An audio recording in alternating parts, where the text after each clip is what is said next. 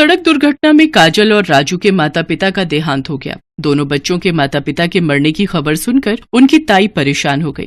अरे तुम चिंता क्यों करती हो उर्मिला, मैंने वकील साहब को बुला लिया है, 1-2 दिन में आ जाएंगे। फिर भैया की दुकान और मकान सबका हिसाब किताब वो हमें समझा देंगे। जो रुपए मिलेंगे उन्हें इन बच्चों के नाम बैंक में जमा कर दूंगा। इन दोनों से छुटकारा पाने का कोई ना कोई रास्ता तो मुझे ढूंढना ही होगा।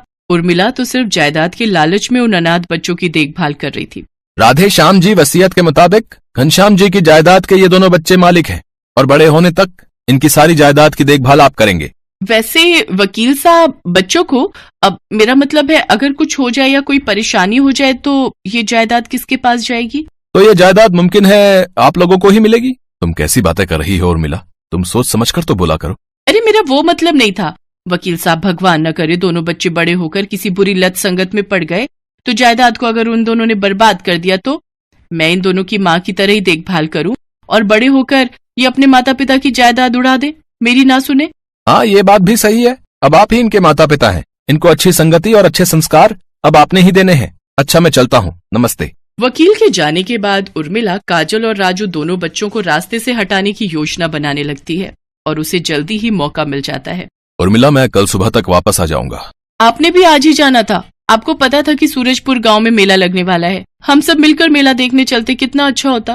कोई बात नहीं उर्मिला, मैंने तांगे वाले को बोल दिया है, वो तुम सबको सूरजपुर गांव छोड़ आएगा। फिर तुम वहां से शाम तक वापस आ जाना, बच्चे मेले में घूम लेंगे। मेरा जाना बहुत जरूरी है, जमीन का सौदा मेरे हाथ से निकल गया तो बहुत नुकसान हो जाएगा। नहीं नहीं नहीं, तुम अपना काम करके आओ, बच्चों को मैं घुमा लाऊंगी। संजू, चारू, काजल, राजू तुम सब तैयार हो जाओ, मैं तुम्हें मेला घुमाने ले जाऊंगी। राधे श्याम अपने जरूरी काम से चला जाता है और उर्मिला बच्चों को तांगे में बिठाकर सूरजपुर गांव मेला घुमाने ले जाती है। यही अच्छा मौका है, बच्चों को मेले में छोड़ देती हूँ, यहाँ भीड़ में इनको कुछ समझ नहीं आएगा, अपने आप इधर उधर कहीं खो जाएंगे। काजल, राजू तुम दोनों वो सामने झूला झूलो, तब तक मैं तुम दोनों के लिए आइसक्रीम खरीद कर लाती हूँ। संजू, चारू चलो तुम दोनों मेरे साथ आइसक्रीम खरीदने चलो। पर मम्मी मुझे झूला झूलना है। हाँ मम्मी मुझे भी। चुपचाप मेरे साथ आइसक्रीम लेने चलो, मैं अकेली थोड़ी जाऊंगी। उर्मिला बच्चों को लेकर घर आ जाती है। बच्चों के पूछने पर वो उन्हें बहाना कर देती है। काजल और राजू उर्मिला को पूरे मेले में ढूंढने लगते हैं पर उन दोनों को उर्मिला कहीं भी नजर नहीं आती। दोनों बच्चे रोने लगते हैं। धीरे धीरे मेला खाली होने लगता है। काजल और राजू रोते रोते मेले के बाहर आने लगते हैं। आते जाते लोग उन दोनों को देख रहे थे पर कोई भी उनके पास रुक नहीं रहा था। तभी एक बूढ़ी औरत काजल और राजू के पास आती है। बच्चों तुम रो क्यों रहे हो, तुम्हारे माता पिता कहाँ गए?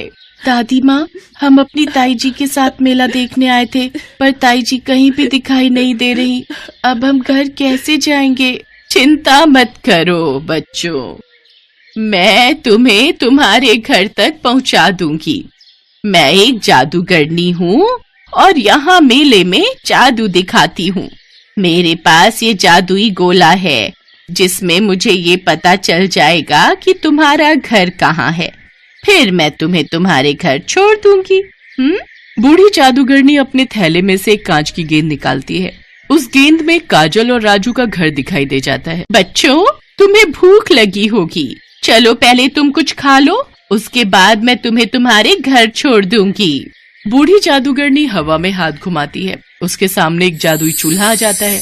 बच्चों बताओ तुम क्या खाओगे? तुम इस जादुई चूल्हे से जो भी मांगोगे ये तुम्हें झट से बना कर दे देगा। सच दादी माँ, फिर तो मुझे ढेर सारी जलेबी खानी है, मैंने बहुत दिनों से जलेबी नहीं खाई। दादी माँ मुझे तो पूरी सब्जी खानी है।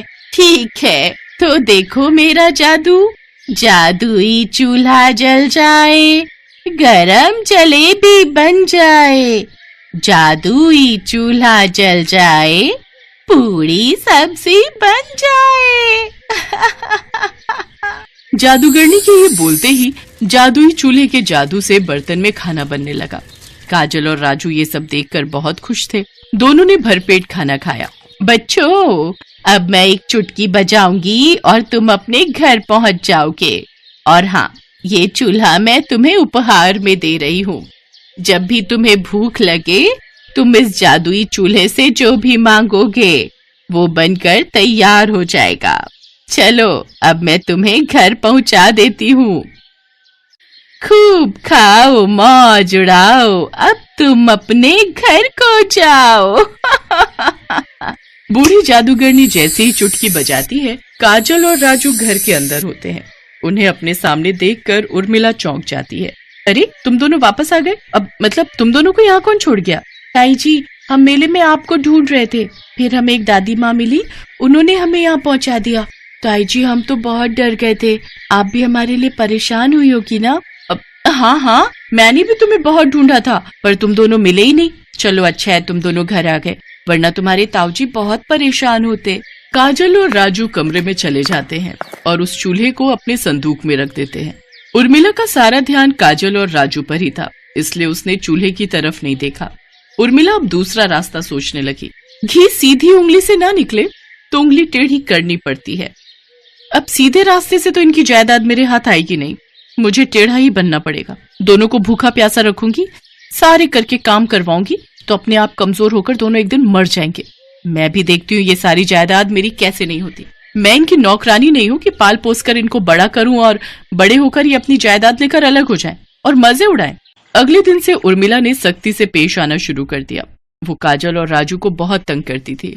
वो उनसे सारे घर के काम करवाने लगी और उन्हें भूखा प्यासा भी रखती थी। इस बारे में राधे श्याम को कुछ भी पता नहीं था। काजल दीदी, ताई जी को क्या हो गया है? वो हमसे अच्छे से बात नहीं करती हैं और हमें खाने को भी कुछ नहीं देती।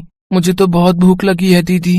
तू चिंता मत कर राजू, हमारे पास वो दादी माँ का दिया जादुई चूल्हा है ना, मैं अभी संदूक से निकालती हूँ, फिर हमें ढेर सारा खाना मिल जाएगा।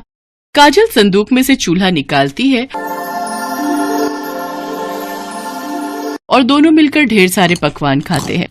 अब तो रोजाना ही जब काजल और राजू काम करके थक जाते तो जादुई चूल्हे से बने खाने को खाकर पेट भर लेते। एक दिन उर्मिला की नजर उन पर पड़ गई। राजू और काजल दोनों खाना खा रहे थे, तभी वो गुस्से में वहां आई। तुम्हें ये चूल्हा कहाँ से मिला? मैं तो तुम्हें भूखा रखती हूँ। अच्छा, तो तुम इस चूल्हे पर बना खाना खाते हो? ताई जी, ये जादुई चूल्हा है, ये हमें दादी माँ ने दिया था जो हमें मेले में मिली थी। इस चूल्हे से जो भी खाना मांगो वो झट से मिल जाता है। तो ये बात है, अब ये जादुई चूल्हा मेरे पास रहेगा, तुम दोनों भूखे रहोगे। चलो जाओ, जाकर काम करो, तब तक मैं इससे खाना मांगती हूँ। ओ जादुई चूल्हे, जल्दी से मुझे खीर बना कर दे। अचानक से चूल्हे में आग जलने लगती है और वो उड़कर उर्मिला के पास आने लगता है। इतनी देर में राधे श्याम भी आ जाता है और वो भी सारा नजारा देख लेता है। बचाओ बचाओ, कोई बचाओ, इस चूल्हे से मैं जल जाऊंगी। तुमने इन अनाथ मासूम बच्चों को बहुत सताया है। बिन माँ बाप के बच्चे तुम्हें अपनी माँ समान मानते हैं और तुम इन्हें भूखा प्यासा रखकर सारे काम करवाती हो। तुम इन्हें मेले में अकेला छोड़कर आई ताकि ये बच्चे कहीं खो जाएं। आज तुम्हें कोई नहीं बचा सकता। मुझसे गलती हो गई, मुझे माफ कर दो, मैं अब कभी भी ऐसा नहीं करूंगी। उर्मिला, तुमने मेरी पीठ पीछे भैया भाभी के बच्चों के साथ ऐसा बुरा व्यवहार किया। मुझे माफ कर दो, अब मैं कभी भी बच्चों को तंग नहीं करूंगी।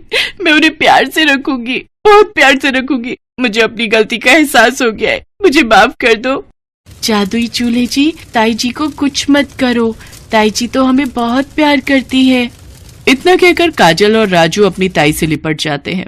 ये देखकर उर्मिला की आंखों में आंसू आ जाते हैं और जादुई चूल्हा वहां से गायब हो जाता है। मुझे माफ कर दो बच्चों, अब मैं कभी भी तुम दोनों के साथ ऐसा बर्ताव नहीं करूंगी। मैं एक माँ की तरह तुम्हारी परवरिश करूंगी। इतना कहकर उर्मिला दोनों बच्चों के गले लग जाती है। काजल और राजू भी अपनी ताई का प्यार पाकर खुश हो जाते हैं।